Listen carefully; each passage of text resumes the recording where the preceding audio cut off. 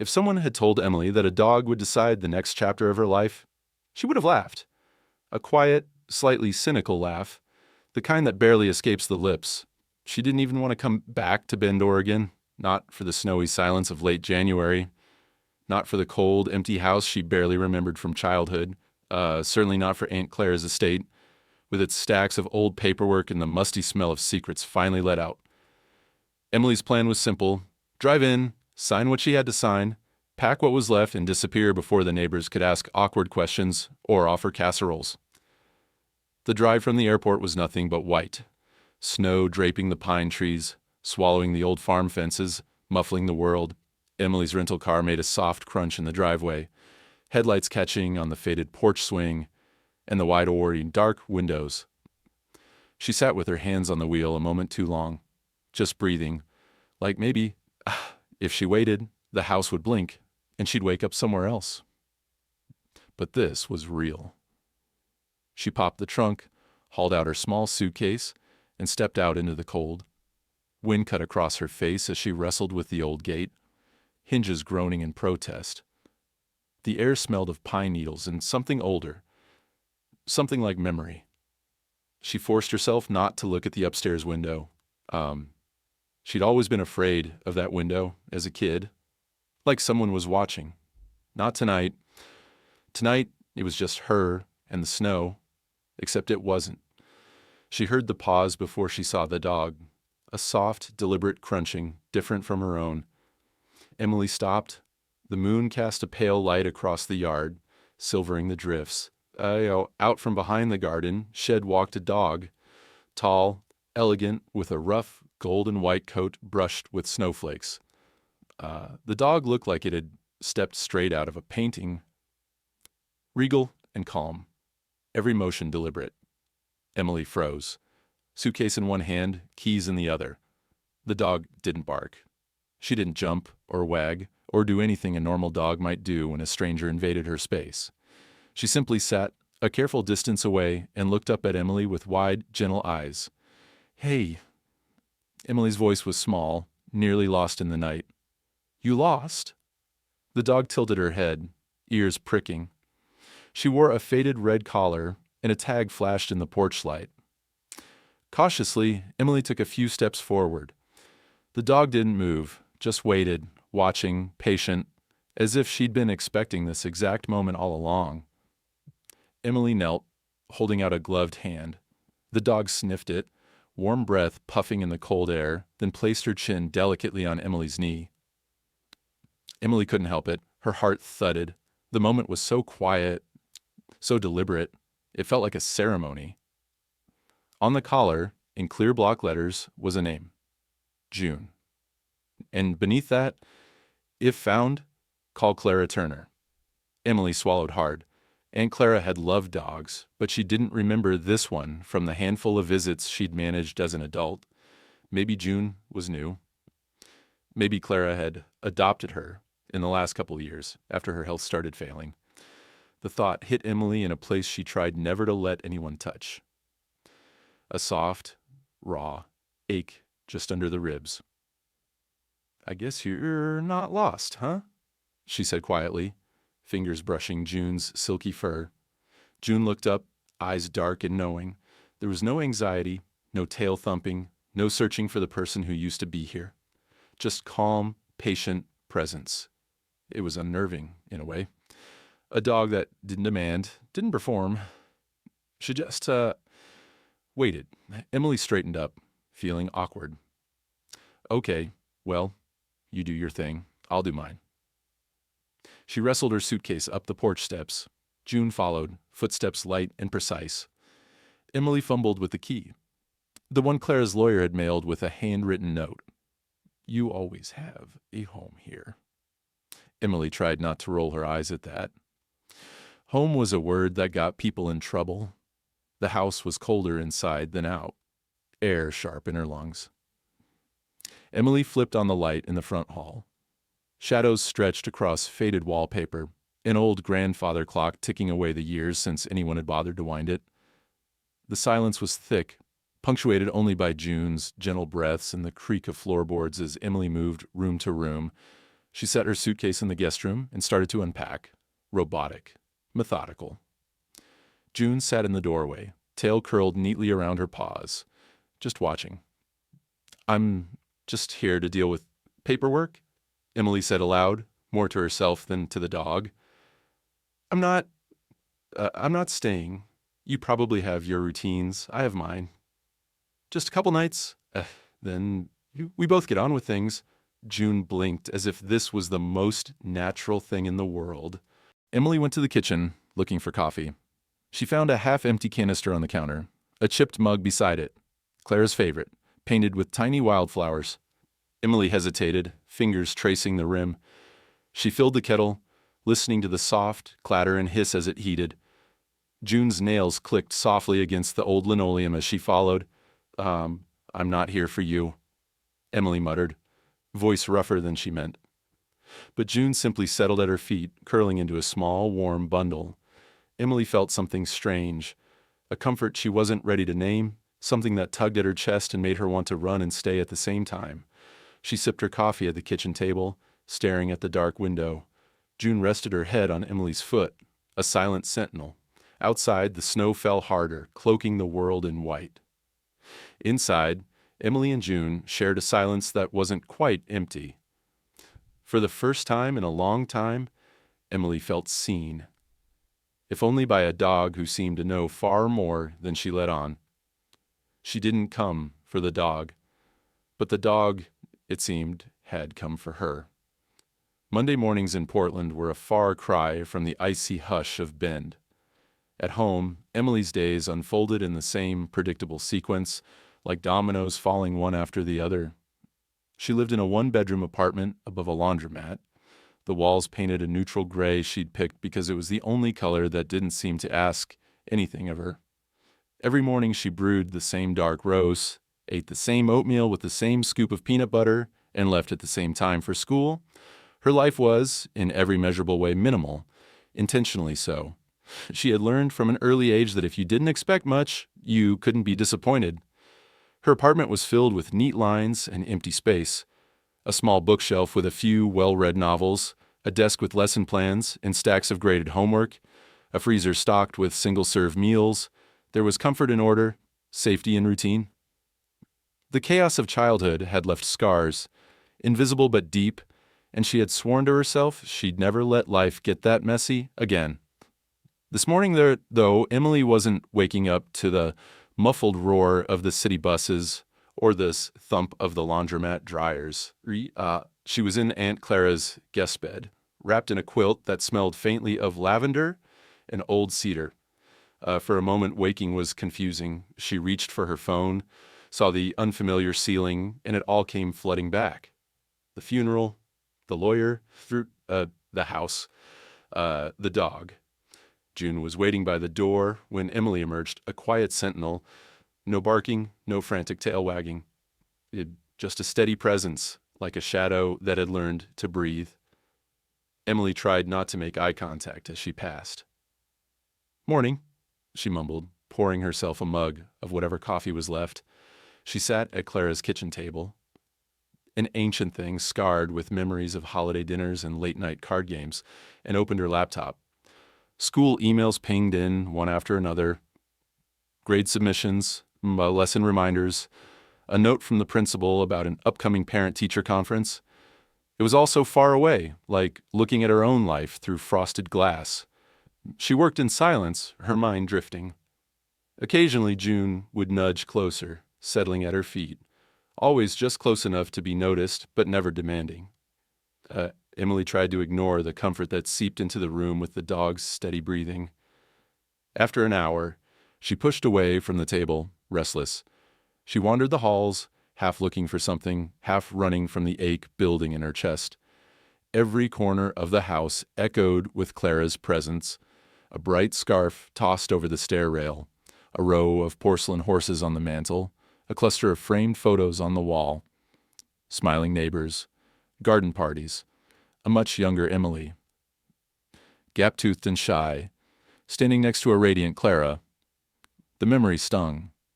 Clara had been the only adult who ever seemed to understand her silences, who never asked her to talk more or be less withdrawn.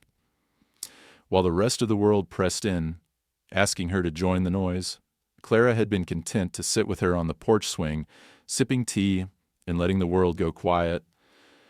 There was a kind of safety in that, one that Emily missed more now that she was gone. Her phone buzzed with a message from a coworker, Missy. "Hey, Em, just checking in. How's it going out there? If you need someone to talk to..." Emily stared at the screen for a long time, fingers hovering over the keyboard. She typed, "All good here, just busy with paperwork," and hit send before she could second-guess it. She wandered into Clara's small study, drawn by the sunlight streaming through the window. The room was cluttered in the gentle way only an artist's space can be. Sketch pads, stacks of sheet music, a half-finished watercolor of the mountains. Emily remembered watching Clara paint as a child, the easy, unhurried way her aunt let the brush dance across the paper. "If it gets messy, that's just a part of the story," Clara would say, and Emily would nod, never quite believing her. She pulled open a desk drawer, looking for more estate paperwork, and instead found a cluster of sticky notes in Clara's looping handwriting. Grocery lists. "Don't forget lemons. Reminders. Call Dr. Reyes." A note taped to the back of a faded photo. "If anyone can love gently, it's you." The words hit her unexpectedly hard. Emily stared at the note, her throat tight, fighting the sting of tears. June appeared in the doorway as if sensing the shift in Emily's mood. She didn't approach, just waited, head tilted, eyes soft and curious. Emily forced a shaky laugh. "You must think I'm a mess," she said, voice barely above a whisper, but June only blinked, tail wagging once, slow and thoughtful. There was no judgment in her gaze, just patient acceptance, the kind Emily wasn't used to receiving. Needing air, Emily stuffed the sticky notes in her pocket and headed out into the yard. The morning sun had melted some of the snow, leaving the ground icy and sparkling. June followed at a respectful distance, paws barely making a sound. Emily paced the fence line, mind racing. What was she supposed to do with a dog she never asked for? With a house full of memories she didn't want to unpack? The weight of everything threatened to swallow her. She stopped by the old garden shed and leaned against the rough wood, closing her eyes. In the quiet, she could almost hear Clara's voice. "You don't have to have all the answers, Em. Sometimes just being here is enough." When she opened her eyes, June was sitting a few feet away, watching her with unwavering patience. Emily felt a flicker of something, maybe gratitude, maybe fear, maybe both. "I'm not good at this," she admitted, voice raw. "I don't know what I'm supposed to do next." June cocked her head, tongue lolling just slightly. For a heartbeat, Emily felt absurd, talking to a dog as if she might answer. But then again, June's steady gaze was as close to understanding as anything she'd felt in a long time. The day passed in slow motion. Emily sorted through drawers, filed away documents, and made lists of things to donate. June was always nearby, moving with her from room to room, quiet and constant. The silence that should have been suffocating somehow felt less so with June there. Like the dog absorbed some of the loneliness, making it easier to breathe. That evening, as the sun dipped behind the mountains, Emily found herself back at the kitchen table, a mug of tea cooling in her hands. June curled at her feet, content. For the first time in days, Emily let herself relax. Just a little. She didn't know what would happen next. But for now, in the gentle quiet, with June beside her, the world felt just a little less distant. The next morning, Emily awoke to the unfamiliar hush of Clara's house, a silence that seemed both restful and watchful. For a moment she listened, half expecting the old heating system to rattle, or the echo of Clara's laughter from some other room.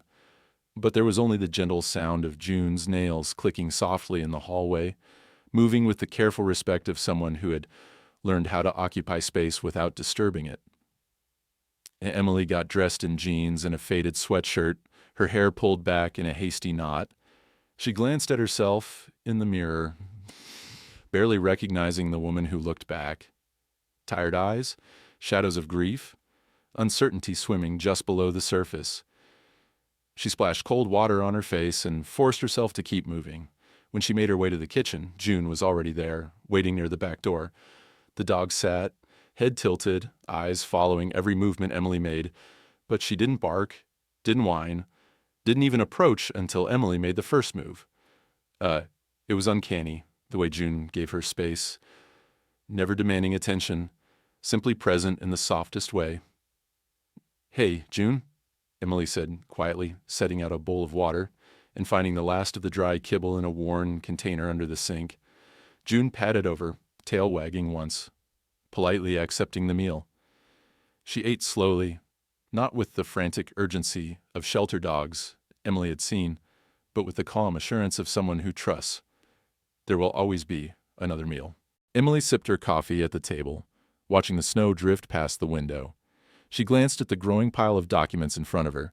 Bank statements, insurance forms, letters from distant relatives she barely remembered. The weight of responsibility pressed in, but June's steady presence beside her seemed to make it more manageable, like a lighthouse in a foggy harbor. Her phone buzzed again. This time it was a message from Principal Markham. "Emily, just checking in. Everything all right? Let us know if you need extra time. The kids miss you." She felt a pang of guilt thinking of her students. She pictured their faces, the way they'd grumble about math tests but light up during story time. Her classroom was her sanctuary, the one place she felt in control. Here, with Clara gone and June watching her every move, Emily felt off balance. And as if she were walking on ice, she started working at the kitchen table, trying to focus on her lesson plans for next week. June curled up at her feet, so silent Emily nearly forgot she was there. The comfort was unexpected. There was no pressure, no intrusion, just the simple reassurance that someone else was present. Every so often June would lift her head and rest her chin gently on Emily's ankle, as if to say, "I'm here, that's all." Emily reached for her mug, only to realize she'd drained it long ago. She stood to make more coffee, stretching her back, and caught June's eyes on her, warm and watchful. "You're very polite. You know that?" Emily said, with a wry smile. "Most dogs I know would have been on the counter by now, or at least demanding a walk." June's tail swept the floor once, then stilled. Emily felt a reluctant smile pull at her lips. She pulled on a jacket and boots, grabbed the leash hanging by the door, Clara's old leash, purple with faded white paw prints, and looked down at June. "All right, walk?" The words seemed to light a spark in June's eyes. She stood gracefully, moving toward the door, waiting patiently as Emily clipped on the leash. They stepped outside into the brittle morning, snow crunching beneath their feet. The world was sharp and silent, the cold so clean it hurt. They walked the perimeter of the property, June's nose occasionally twitching at old rabbit trails or the scent of pine. Emily let her mind wander. She remembered visiting Clara as a child, how she'd always been afraid of the vastness here. The woods, the open sky, the quiet. City life had dulled those fears, but standing here with June, Emily felt them returning in a new form. Not quite fear, but possibility. And she could do anything. She could mess it up. When they circled back to the house, Emily hesitated at the door, looking up at the pale sky.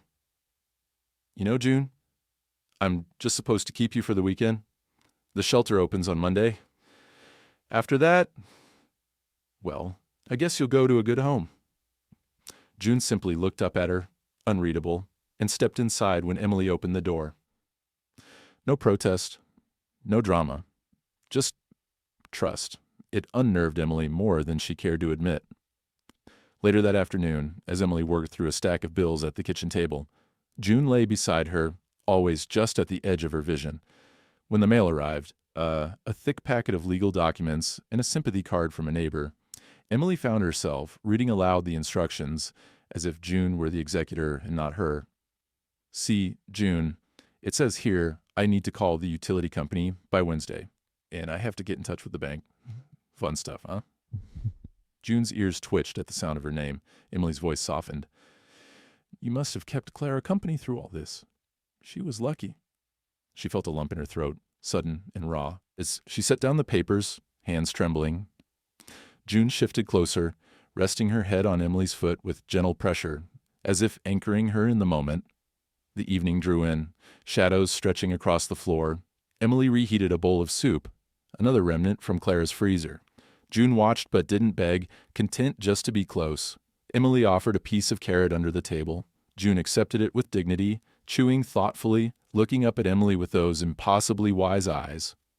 After dinner, Emily sat in the living room, wrapped in one of Clara's old shawls, staring at the flicker of the fireplace. June settled beside her, head resting on Emily's knee. The quiet was thick, but for once, it wasn't oppressive. Emily closed her eyes, feeling the warmth of the dog, the weight of the day, the pulse of grief still fresh but dulled by the presence of another living soul. She thought of her students, her apartment, her old routines. For the first time, she wondered if maybe there was more to life than keeping things simple and safe. In that space between thought and sleep, Emily whispered almost to herself, "I wonder if you chose me, or if I chose you." June's tail thumped once, a silent answer in the darkness. And for just a moment, Emily let herself believe that maybe, just maybe, she could belong too. Emily couldn't remember the last time she truly wandered a house, just letting her hands glide across the tops of cabinets and the frames of doorways, as if she might trace the contours of another person's life. But Clara's house felt alive, still humming with the little things that made a home. The lemony scent of dish soap, the tick of an old wall clock, the patch of sunlight on the worn braided rug where June now slept in a warm, golden sprawl. That afternoon, Emily was supposed to be sorting through Clara's estate, tackling the to-do list that had started to feel more like a mountain than a set of tasks. Instead, she found herself drifting. She'd meant to look for a missing bank statement in the kitchen drawer, but she pulled out a tangle of old receipts, some ancient peppermints, and, unexpectedly, a small yellow Post-it note with Clara's unmistakable handwriting. "Don't forget tea." Emily stared at the note for a moment. It was so simple, so ordinary, but it tugged her back to 100 small memories. Clara brewing chamomile on stormy evenings, pouring strong black tea on Sunday mornings, always adding an extra spoonful of honey for Emily. She tucked the note in her sweater pocket and continued opening drawers, curiosity now replacing the dull sense of duty. In a little basket near the stove, she found another note. "Call Julie about the roof." She smiled despite herself. Clara was always scribbling reminders. Emily had rolled her eyes at it as a teenager. Why not just remember? But now, in the hush of Clara's absence, these notes felt like tiny lifelines, each one proof that someone had lived and loved here. Someone who worried about leaks and tea and the everyday magic of holding a house together. In the living room, dust motes swirled in a sunbeam. June raised her head as Emily passed, then lowered it again with a sigh, returning to her doggy dream world. On a shelf beside the old piano, Emily found a photograph, June as a pup, all oversized paws and fuzzy ears, sitting beside Clara on the back steps. Clara's face was alight with joy. Eyes crinkled, her arms slung around the young collie, as if to say, "This is family, and this is enough." Emily set the photo down, gently.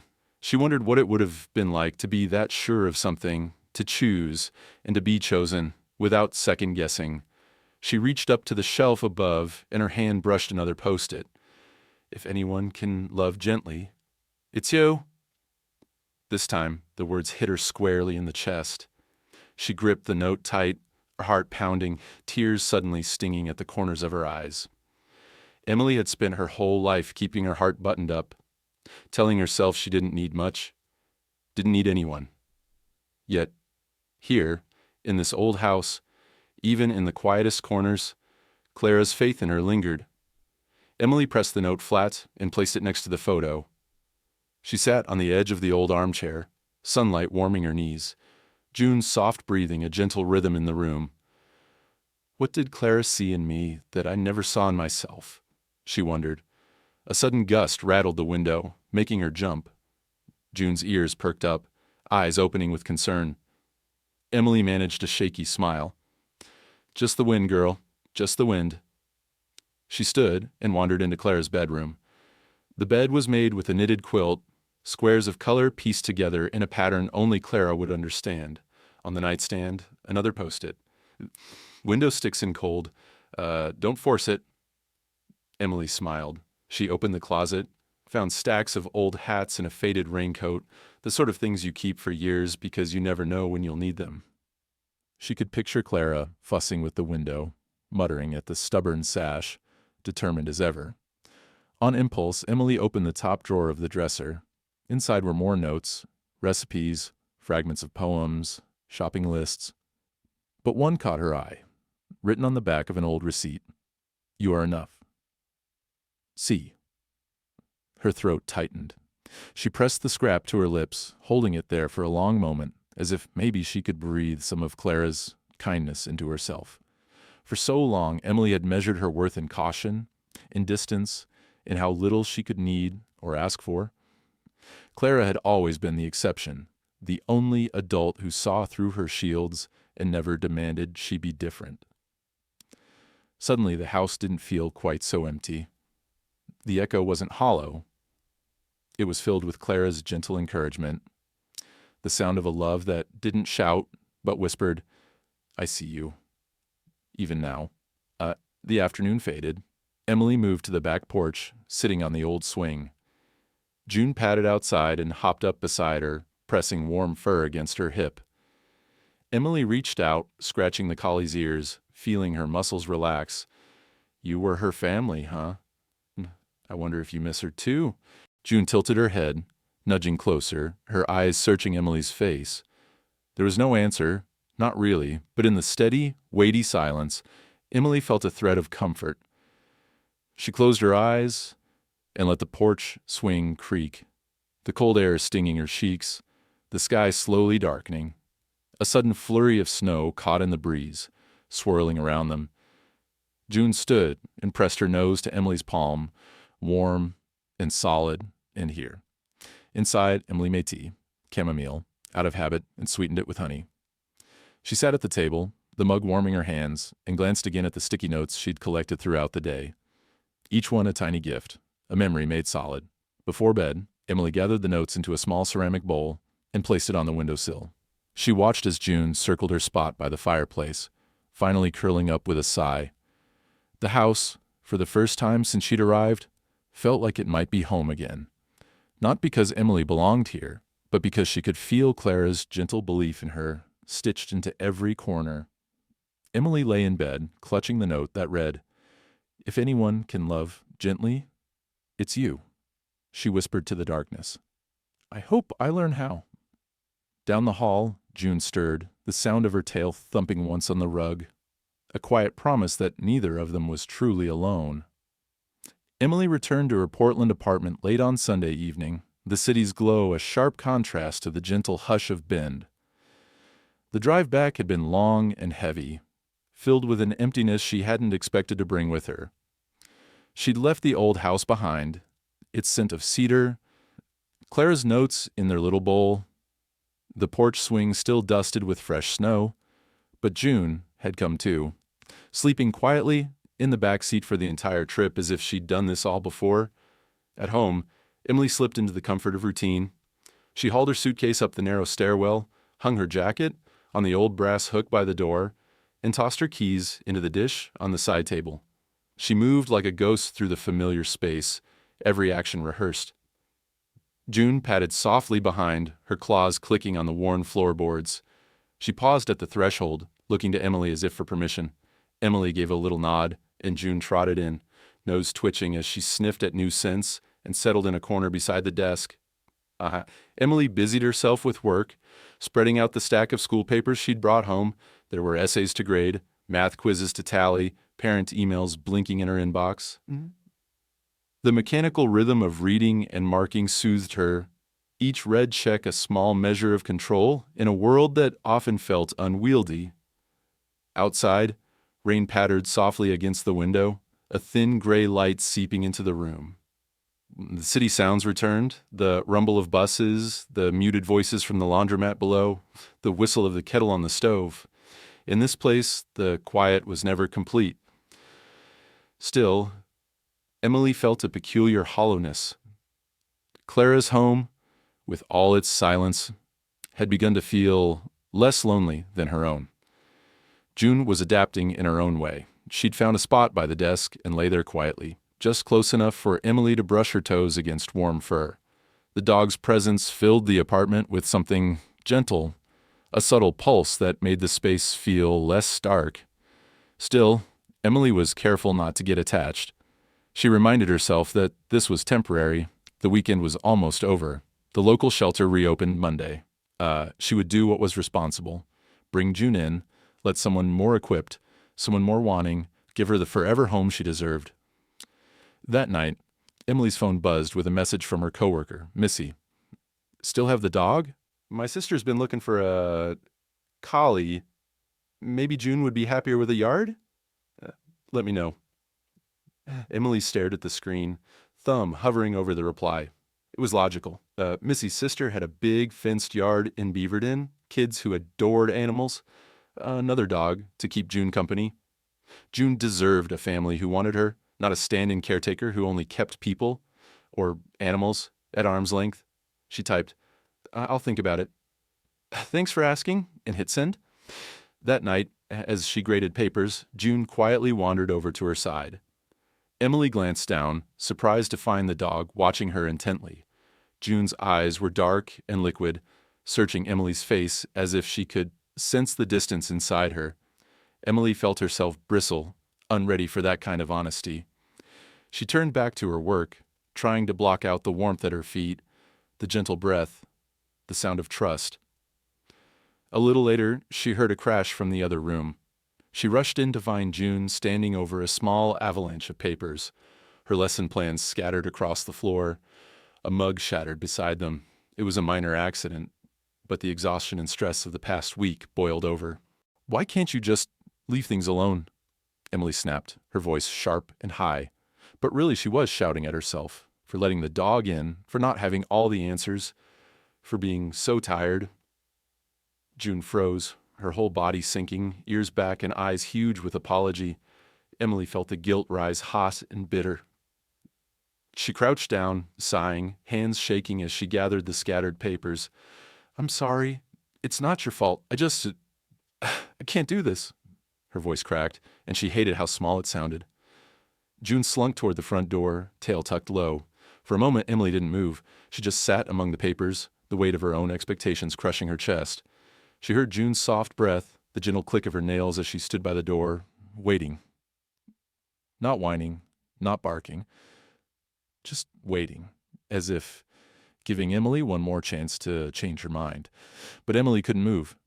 She felt stuck between worlds, the one where she was enough and the one where she never quite measured up. In the end, she rose slowly, hands numb, and clipped the leash to June's collar. We're just going for a little ride, Emily whispered, though her heart hammered in her chest. She drove through the wet city streets, windshield wipers smearing the neon lights into blurs of color. June sat quietly in the back, not pressing forward, not protesting. They reached the animal shelter, a squat brick building on the edge of the industrial district. Emily parked and stared at the glowing sign for a long time, her hands clenched on the wheel. Inside, the shelter staff were kind. They remembered her from the time she'd volunteered as a college student, cleaning cages, walking nervous strays, always careful not to let anyone close. She told them it was just for the night. June padded inside, pausing at the threshold to look back at Emily, her gaze steady and forgiving. Emily handed over the leash, then turned and walked out into the rain. She didn't look back.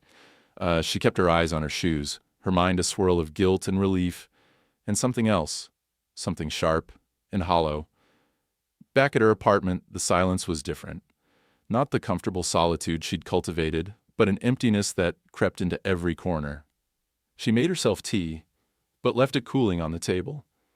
She watched the clock, read a chapter of a book, but nothing settled. She kept glancing at the door. half expecting to hear the soft scratch of paws, the gentle whine that said, "I'm here." But the night dragged on, and there was only the rain and the echo of a dog's patience lingering in the dark. Emily had always believed that solitude was her armor. In the days after she left June at the shelter, she discovered it was more like thin glass, beautiful and fragile, shattering with the lightest touch.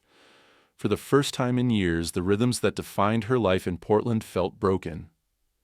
Her routines, the ones she'd polished to a shine, rituals meant to keep the world from seeping in, now echoed, hollow, and off-kilter.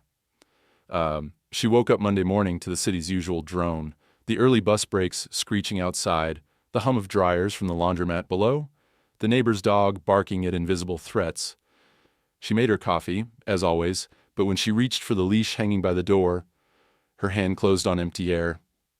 She stood there, a moment, blinking at the space where June's leash had hung, and felt a sharp, unreasonable pang. It was as if her body had remembered a new pattern before her mind had a chance to catch up. Her apartment felt different, colder somehow, the corners sharper and the walls closer. The chair where June liked to curl up seemed unnaturally neat, the floor far too clean. Emily turned on the radio for noise, but the chatter of the morning DJ grated on her nerves, so she snapped it off again. The silence returned, heavier than before. At school, Emily went through the motions, but her heart wasn't in it. The kids seemed louder, needier. She found herself snapping at a student for tapping a pencil, apologizing quickly when she saw his startled face. During lunch, she sat at her desk, fork moving through her salad without really tasting it. Her mind kept drifting. To the old house in Bend, the feel of June's fur, the warmth of a presence that never demanded, only offered. She opened her phone, staring at the photo she'd taken of June in the snow. It was supposed to help her decide about the shelter, just a picture, a way to remember. Now it felt like a weight in her pocket, a reminder of what she'd let go. Oh, that night, the apartment felt cavernous. She made tea, the chamomile Clara always preferred, and let it go cold on the counter. She paced the narrow hallway, unsure what she was looking for. Every sound seemed amplified, the tick of the old wall clock, the rush of water through the radiator pipes, the faint footsteps from the apartment above. She kept glancing toward the door, a strange hope rising in her chest that she'd hear June's gentle whine, the click of her paws, some sign that this wasn't a mistake. But there was only silence. Not the gentle, companionable quiet she'd shared with June, but an aching emptiness that seemed to settle into her bones. On Tuesday, Emily tried to throw herself into work. She stayed late at school, grading tests, prepping lessons, anything to keep busy. But the building emptied out by 5, and she was left alone, the echo of her footsteps in the hallway, oddly reminiscent of the echo in her own apartment. She stopped by the grocery store on the way home, impulse buying treats she didn't need, glancing at the pet aisle, and then quickly away. At home, she poured herself a glass of wine and tried to watch TV, but every show seemed empty, every laugh track forced. When her phone rang, a call from Missy, asking about June. Emily ignored it. She couldn't face the questions. Not yet. On Wednesday, it rained. The city's usual damp gloom pressed against the windows, and Emily's mood matched the sky. She dreamed she was back at Clara's house, the rooms flooded with sunlight, June's head heavy on her lap. She woke with tears drying on her cheeks. That afternoon, she found herself walking toward the animal shelter, keys jangling in her coat pocket. And she told herself she was just going for a stroll, just to get out. But her feet knew better. She stood across the street from the squat brick building, heart pounding, but couldn't make herself go in. What if June had already been adopted? What if she wasn't there at all? The questions twisted inside her, tight and uncomfortable. She went home and sat at the kitchen table, staring at the blank wall. She reached for her sketchbook, a habit she hadn't indulged in for years, but her hands hovered, uncertain. Finally, she closed it again, frustrated. The next morning, a Thursday, Emily woke early, restless. The city was muffled by a fresh layer of fog, the world outside her window soft and indistinct. She went through the motions, shower, coffee, oatmeal, but none of it stuck. By mid-morning, she realized she hadn't spoken a word to anyone all day. That evening, she sat on her couch, the TV glowing in the background. She picked up her phone, finally listening to Missy's voicemail. Hey, Em, just wanted to check in.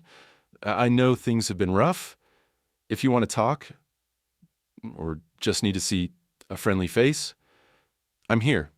And my sister's still interested in June, if you change your mind. No pressure. Hope you're okay. Emily put the phone down, staring at her reflection in the dark window. The person who looked back seemed older, more tired. She tried to imagine what Clara would say. Her aunt had always been able to cut through the fog of Emily's worst days with a simple kindness. If you found this, then she chose you.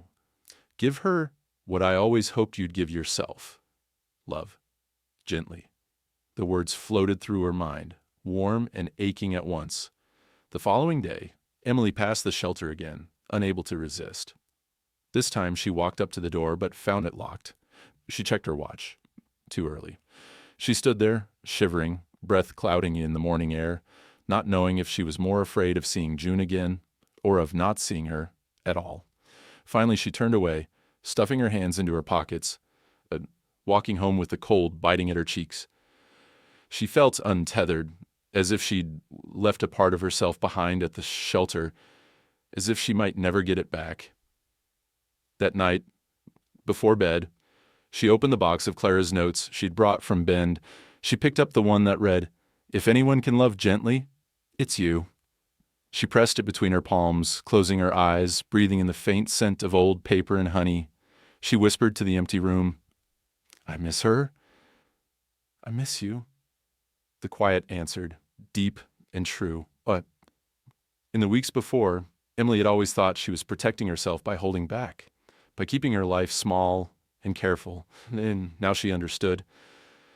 Sometimes it's not the noise that hurts, but the silence that settles after you let something go. And in that silence, all Emily could do was wait, hoping that maybe, just maybe, she'd find the courage to try again.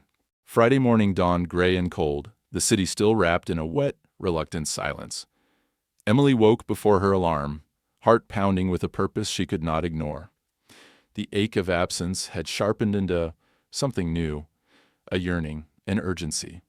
She'd spent the past few days floating through life, haunted by the quiet in her apartment, the space by her feet that stayed stubbornly empty. Now she felt the need to do something about it.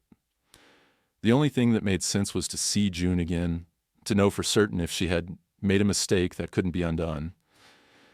She dressed quickly, pulling on jeans and a thick sweater, tying her hair back with hands that trembled. The drive to the shelter was a blur. She barely remembered the lights, the streets, the way the city seemed to open up as she moved away from her apartment and toward the possibility of making things right. Her breath fogged up the inside of her car, her knuckles white on the steering wheel. She arrived before the shelter opened. The parking lot was mostly empty, the windows dark. A single staff member's car sitting in a far corner. Emily sat in her car for a while, fingers drumming on the steering wheel, uncertainty battling with hope. What if June was gone? What if someone else had seen what Emily had seen in her, her gentleness, her quiet knowing, and taken her home? What if June was still there, but angry, or worse, indifferent? The fear pressed in, but she forced herself out of the car anyway, her boots crunching on the icy pavement. As she approached the front door, Emily saw movement inside, a young woman in a blue shelter vest mopping the tile floor. She knocked, and the woman came over, unlocked the door, and gave Emily a curious look. "We're not open for another half hour, but if you're here for an adoption, I can let you in," she said with a friendly smile. Emily nodded, unable to find her voice for a moment. I dropped off a collie a few days ago. Her name's June. I just, I need to see her." Recognition flashed in the woman's eyes. "You're Emily, right? June's been waiting at the gate every morning since you left her. Today, she was there before I even unlocked the side yard. She hasn't wanted to go out for walks with anyone else." The woman's tone was gentle, almost conspiratorial, as if sharing a secret between animal lovers. Emily's eyes stung, relief and guilt colliding. She followed the woman down a narrow hallway, past barking dogs and the harsh smell of disinfectant. They stopped at a gate that led into the outside run, and there she was.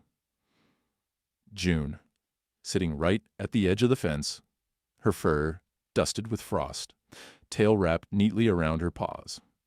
She was staring at the door as if willing Emily to appear. When June saw her, she didn't bark or jump. She simply stood up, eyes soft and focused, and waited. Emily crouched down, reaching through the chain link. June pressed her nose into Emily's hand, warm breath mingling with the cold morning air. For a moment, they were both still, the world shrinking down to the quiet space between them. The shelter worker stepped forward, holding out June's collar. "By the way, I noticed something," she said, flipping the inside of the loop to show a small silver tag Emily hadn't seen before. The words were engraved in Clara's neat script. "If you found this, then she chose you. Give her what I always hoped you'd give yourself, the love. Gently." Clara, Emily's breath caught in her throat. She ran her thumb over the words, feeling the careful grooves, the love tucked into every letter. All the doubts and fears, the years of believing she wasn't enough, seemed to fall away in that moment. Clara hadn't just left her a house, or a dog, or a handful of sticky notes. She'd left her a lesson, a challenge, a door out of her own solitude. She clipped the collar back around June's neck, hands steady now. "You waited for me," she whispered, "even when I didn't know I'd come back." June looked up at her, a soft chuff escaping her throat, as if to say, "Of course I did." The shelter worker stepped back, giving them privacy. Emily buried her hands in June's fur, breathing in the familiar scent, grass, cold air, something warm and earthy that was all June. Tears stung her eyes, but she didn't try to hide them. June licked her cheek, tail wagging slowly. "I'm sorry," Emily said, voice breaking. "I thought I was doing the right thing. I thought maybe you'd be better off with someone else. But I think we both know it doesn't work that way." She stood, leash in hand, and the shelter worker opened the gate. June stayed close to Emily's side as they walked through the corridor, past the noise and the chaos. The other dogs barked and whined, but June was silent, moving as if nothing else mattered but the woman at her side. At the front desk, Emily signed the paperwork, her hands finally steady. "Thank you for taking care of her," she said quietly. The staff smiled, a knowing warmth in her eyes. "She took care of herself. She was just waiting for you to come back." Walking out into the cold, Emily felt something new, a lightness, a sense of possibility she hadn't felt in years. She opened the car door, and June jumped in, settling into the passenger seat with a contented sigh. As Emily pulled out of the lot, she glanced over and found June watching her, head cocked, eyes bright and clear. On the drive home, the city seemed softer. The buildings, the endless gray, the relentless motion, all of it felt less intimidating with June beside her. She reached over and stroked the collie's head, smiling through tears. At a red light, Emily looked down at the collar, reading Clara's words again. She realized then that Clara's love had never been about grand gestures, but about the small acts, the notes, the patience, the way she always left the porch light on.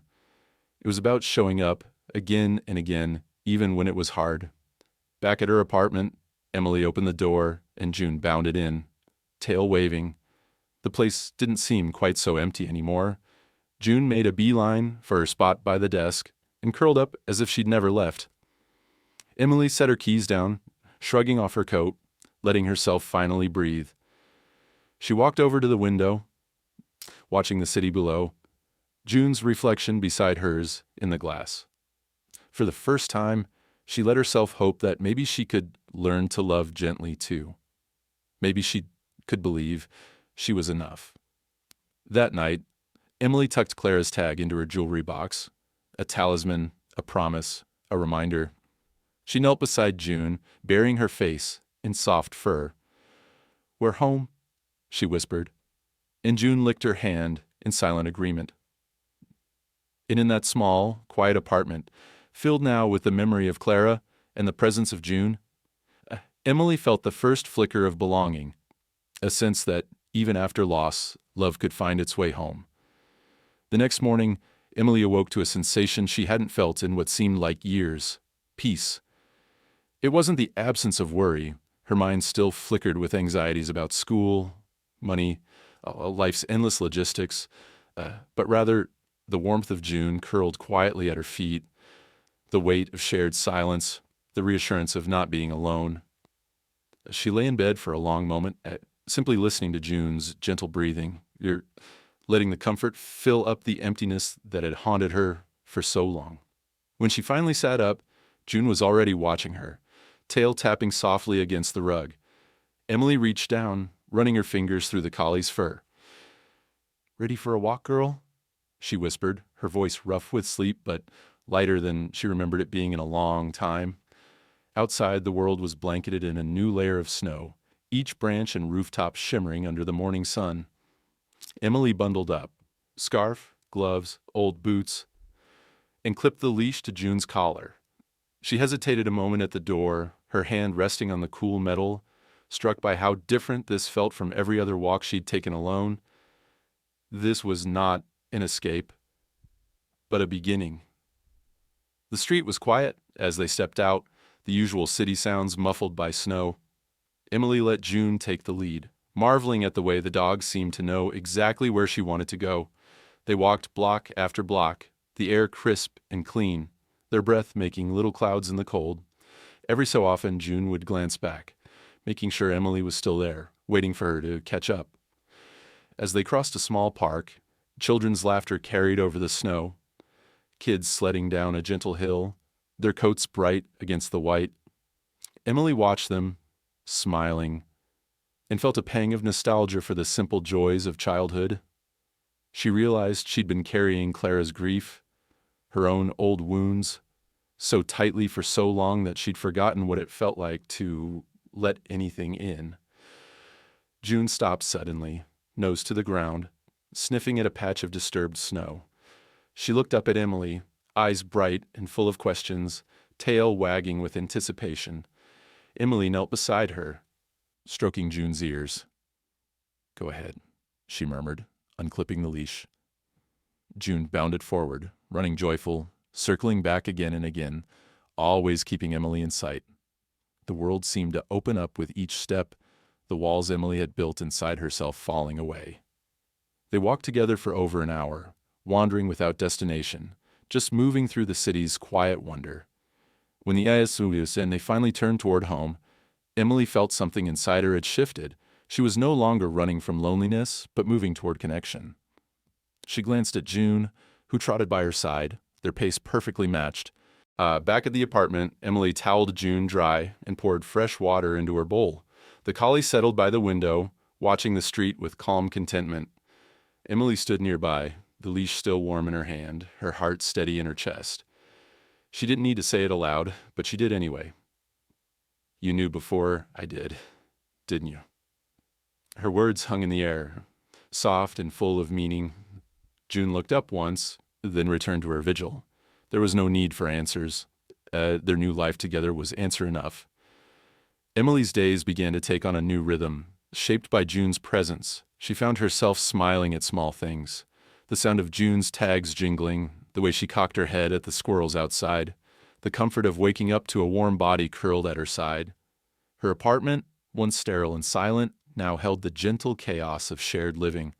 Stray dog hair on the couch, a half-chewed tennis ball by the door, muddy paw prints trailing across the floor. At school, the difference was obvious. Emily's students noticed first. On Monday, as she walked into the classroom, a little girl named Abby tugged on her sleeve. "Miss Turner, can June come visit us sometime?" she asked, eyes wide with hope. Emily was caught off guard by the question, but she found herself smiling. "Maybe," she replied, the idea blooming unexpectedly in her maison. The next day, she brought a photo of June to share with her class. The children crowded around, asking questions about the dog's favorite treats and tricks, their excitement infectious. Emily realized she wanted to share June's gentleness, her quiet strength, with others.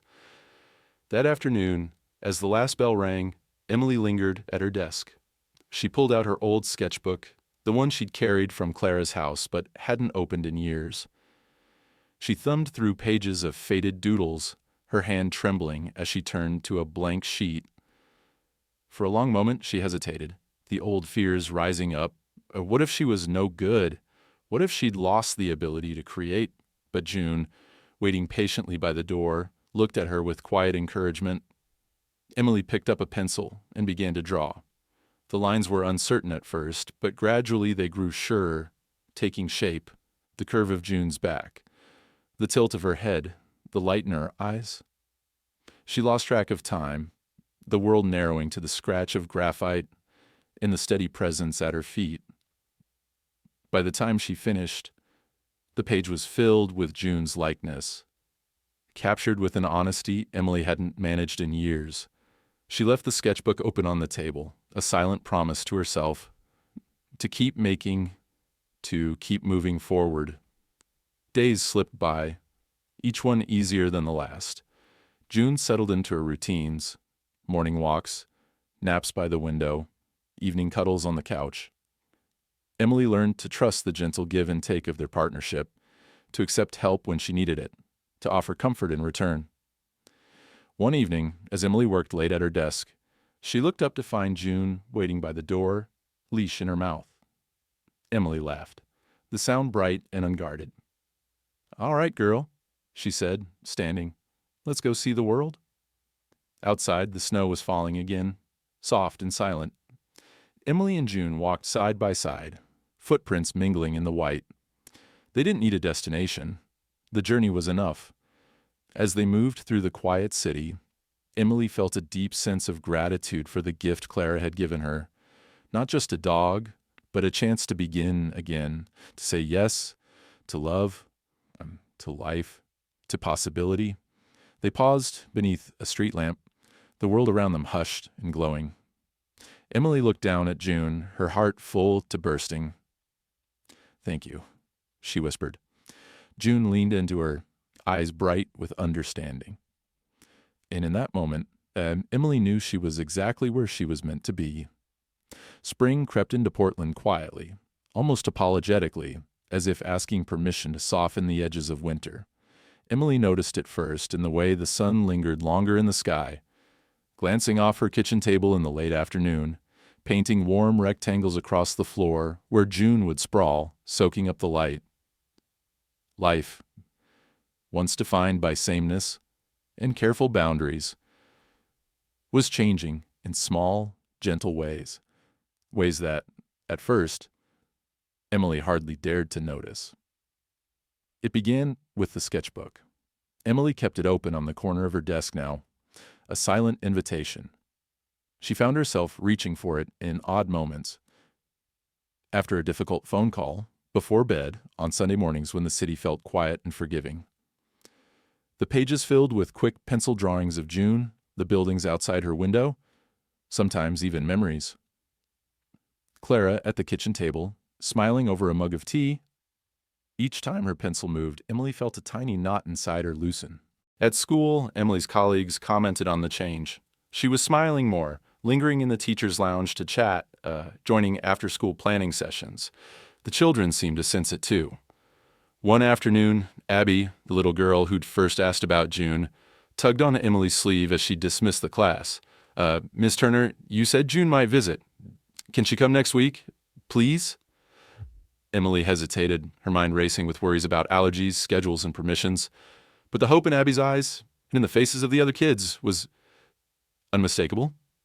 "Let me see what I can do," she said, surprised to realize she meant it. The next morning she called Principal Markham and made her case. To her relief, he agreed with a smile. I think a classroom visit from June would do everyone some good, especially these days. On Friday, Emily brought June to school. The collie moved quietly through the halls, pausing for pets and greetings. In the classroom, the children sat in a wide circle on the rug, excitement shimmering in the air. June was patient, accepting treats and hugs, letting the shyer kids approach on their own time. Emily watched as the dog worked her quiet magic, softening the boisterous, drawing out the withdrawn, bringing laughter and stories out of even the most reserved students. During story time, a boy named Mateo, usually silent, often withdrawn, sat beside June, one hand buried in her thick fur. Emily read aloud from a favorite book, and when she finished, Mateo whispered, "Can June come again?" Emily's heart twisted, a familiar ache replaced by something softer. "Oh, I think she'd like that," she said. Back at home that evening, Emily and June collapsed on the couch, both exhausted but happy. Emily closed her eyes, her head against June's side. Feeling the slow, steady heartbeat beneath her hand, she realized she hadn't felt this at ease in years. The next day, Emily pulled open a dusty drawer and found her grandmother's recipe box. Inspired, she spent the afternoon baking muffins, letting the apartment fill with the scent of cinnamon and sugar. June hovered nearby, ears perked, tail wagging hopefully. Emily laughed and tossed her a small piece of muffin, no raisins, just the way June liked it. She thought often of Clara during those moments, how her aunt had always filled her home with warmth, not just from the oven, but with laughter and patience, and the certainty that even a quiet, cautious girl like Emily belonged somewhere. Now, with June, Emily finally understood that lesson. Belonging wasn't a place, but a feeling, a choice made and remade every day. Slowly, Emily let herself open up to the world around her. She called Missy, accepting an invitation to dinner for the first time in months. She joined a weekend art class at the community center, meeting other people who painted not for perfection, but for joy. She brought June on long walks through Forest Park, letting the dog lead her down winding trails, through dappled sunlight and fresh green leaves. Sometimes she'd see other walkers, families, couples, other dog lovers, and instead of averting her eyes, Emily smiled, nodded, even struck up small conversations. June always broke the ice, approaching with her gentle confidence, making strangers into friends. At night, Emily would sit on her porch with June, watching the city lights flicker on as dusk deepened. Sometimes she'd talk softly about her day, her students, the small victories and setbacks that made up a life. June would listen, sometimes resting her chin on Emily's knee, as if to say, "I'm here. Keep going." One evening, while sorting through the last of Clara's boxes, Emily found an envelope she'd missed before. Inside was a letter, written in Clara's looping hand. "My dearest Emily, if you're reading this, you found your way through the hardest part. I hope June has chosen you, as I always hoped she would. Remember, love isn't loud, or fast, or easy.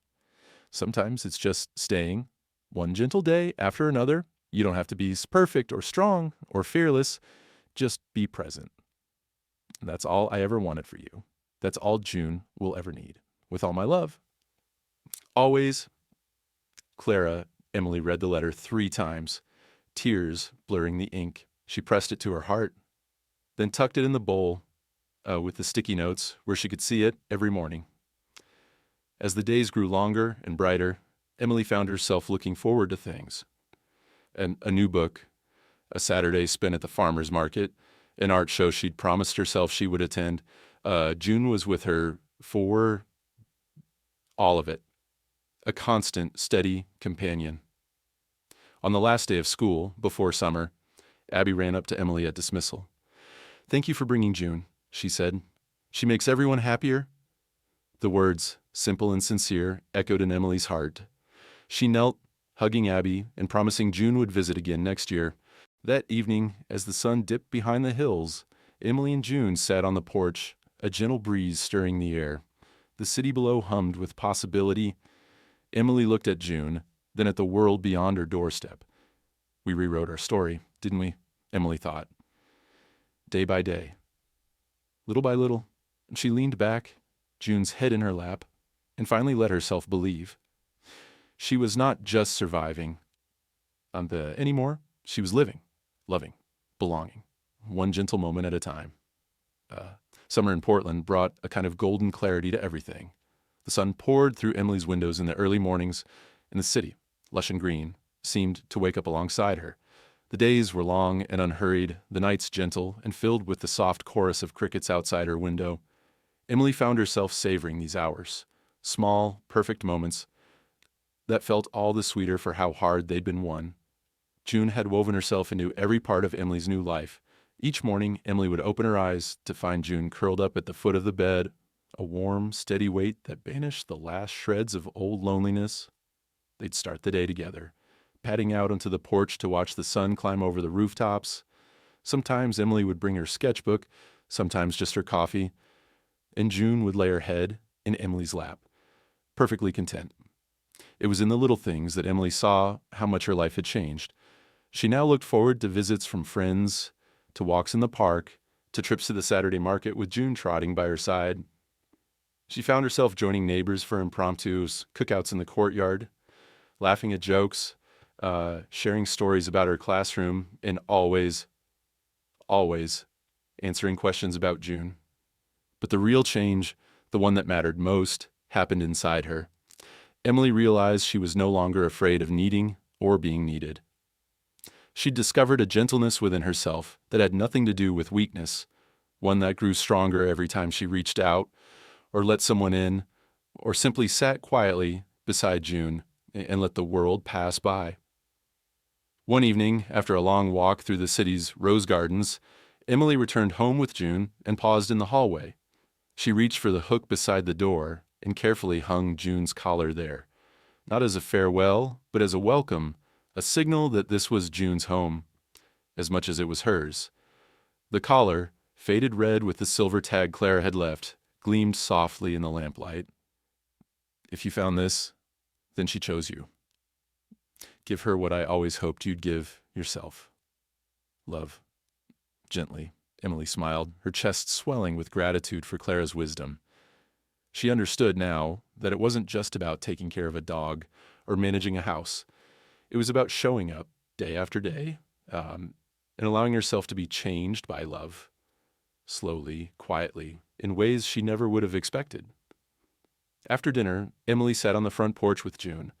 The world was peaceful, the sky painted with the last light of the day. They watched as the mountains far off in the distance breathed in the dusk, their shapes dark and soft against the glowing horizon. June lay at Emily's feet, her eyes half closed, her body utterly at ease. Emily found herself reflecting on the journey that had brought her here, the grief she'd carried from Clara's passing, the fear of letting June into her life, the many moments she'd nearly closed herself off again. But each time, something gentle had pulled her back. A dog's patient gaze, a note from the past, a child's simple request for a visit. These small threads had woven a new tapestry, one stronger than the old armor of solitude she'd worn for so long. The world felt different now, not because it had changed, but because she had.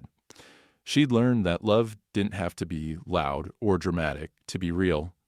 It could be quiet and steadfast, as faithful as June waiting at the gate, as certain as Clara's handwriting on a yellow post-it, in allowing herself to need, to want, and to hope. Emily had come home to herself. She heard footsteps on the sidewalk, neighbors heading home, the soft laughter of children playing in the last light. Emily waved, smiling easily. She didn't feel invisible anymore. She belonged to this porch, to this block, to June, and to the small, vibrant world she was building every day. As the evening deepened, Emily rested her hand on June's back, feeling the slow rise and fall of her breathing. She thought of Clara and whispered, "Thank you for trusting me, for knowing what I needed before I did." June shifted, rolling onto her side, inviting a belly rub. Emily obliged, chuckling as June's tail thumped the porch. The final piece of the day's ritual was simple Emily took a deep breath, letting the cool air fill her lungs, and looked out at the mountains once more. "We're okay, Clara," she said softly. "We're really okay." The two of them sat in comfortable silence, watching the stars come out one by one. There was nothing left to prove, nothing left to fear. There was only the peace of being where she belonged, of knowing that she was enough. Inside, June's collar hung quietly by the door, not a sign of parting, but a promise, a welcome for every return. Every time Emily glanced at it, she remembered Clara's last wish, and she renewed her own vow to live gently, to offer kindness, to keep her heart open to whatever came next. The world could be a hard, lonely place. But with June at her side, Emily had learned that even the smallest gestures, a walk in the snow, a patient waiting, a quiet presence, could remake a life. And so as the night wrapped the house in velvet, Emily leaned back, content. She knew at last that she had come home, not just to a place, but to herself, and to the love that had always been waiting. She didn't need to be named. She already knew where she belonged. So did I, eventually. Underscore, underscore, underscore, underscore, underscore, underscore, underscore, underscore, underscore, underscore, underscore, underscore, underscore, underscore, underscore, underscore. If this story found a place in you, share it with someone who listens best in silence, and subscribe for more. For